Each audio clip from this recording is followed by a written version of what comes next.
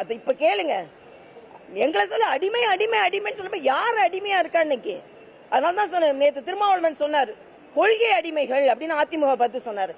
அவர் நேற்று கூட அண்ணன் எடப்பாடியாரும் நானும் ஒரே நிகழ்ச்சி தான் கட்டணும். அவரோட கொள்கை சொன்னார், நாங்க எங்க கொள்கையை சொல்லிக் கொண்டு இருக்கிறோம்.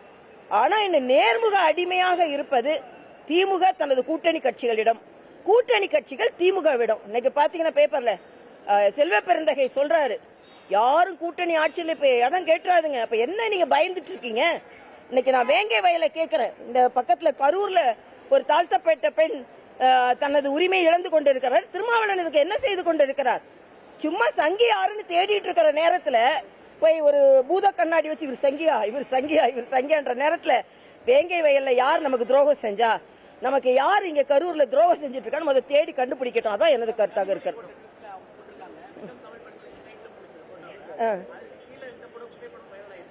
இல்ல அது அதாவது இந்த வைரல்லாம் ஒண்ணும் இல்லைங்க, வயிறு எரிஞ்சு அவங்க போடுறது. அது அமித்ஷா எங்க தலைவருங்க, அவர் என்ன கூப்பிட்டு பேசுறாரு. ஆக கூப்பிட்டு நான் மேடையில ஏறி பேசும்பொழுது நாங்க பேசுறோம், அவ்வளவுதான். இதுல என்ன இருக்குன்னு நான் கேட்கிறேன். வெல்லும் தமிழ் பெண்கள்னா நாங்களும் தான் வெல்லுகின்ற தமிழ் பெண்கள். இந்தியா முழுசும் வெல்ல வைப்பது மரியாதைக்குரிய பாரத பிரதமர் அவர்கள் தான். அதனால கனிமொழி அவர்களுக்கு நன்றி. ஏன்னா வெல்லும் பெண்கள் திமுக மட்டும் இல்ல, எல்லா கட்சியிலும் இருக்கிறார்கள் என்பதை ஒட்டுமொத்தமாக போட்டதற்கு நன்றி. ஆசிரியர் தேர்வு வாரியம் சார்பாக நடத்தப்பட்ட தேர்வுகளில் 50 மதிப்பெண்களுக்கு திமுக சார்ந்த கேள்விகள் கேட்கப்பட்டது.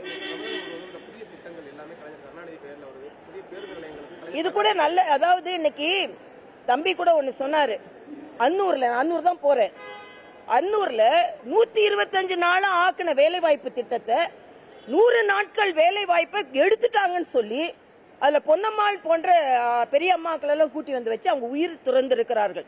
அவங்க கிட்ட என்ன சொல்ல வேண்டியது, அவங்க 100 நாள் வேலை வாய்ப்பே போயிடுச்சுன்னு 125 நாளா ஆக்கியிருக்காங்க.